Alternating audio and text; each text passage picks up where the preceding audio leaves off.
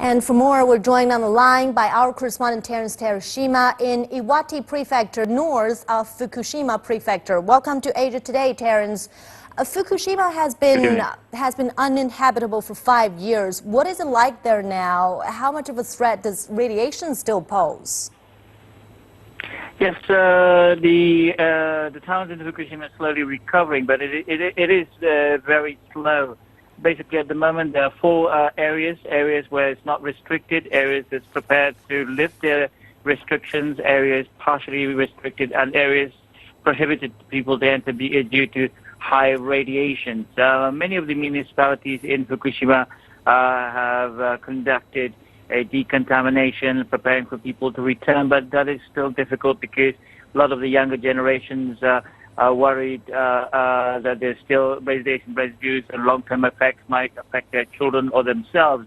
And quite many of the elderly communities showed wishes to come back to their home, but there's still thousands of people, in fact, closer to 100,000 people still evacuated from there, and they can't return. And I've spoken to some of the town mayors, and they're worried that the longer the recovery process takes place, there's no jobs, and there'll be less people that will return. At the moment, they think only 30% of people would return to their homes because there's no jobs, farmlands are unusable, and they're worried of radiation effects if they live for long term. And also the decommissioning process of Fukushima has only just started, and we never know what would happen. So there will be still worries by the residents of Fukushima.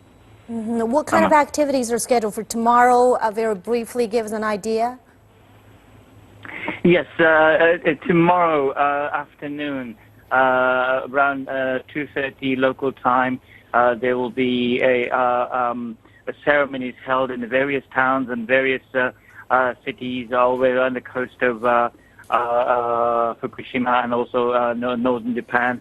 And they will give a minute of silence when the earthquake hit at 2:40 local time, and there'll be memorial services held all over the towns. But for the restricted people in the restricted zone, those services will be held in the center of Fukushima City, away from the radiation hit area. Well, our Terence Terashima reporting from Iwate Prefecture. Thank you so much for that.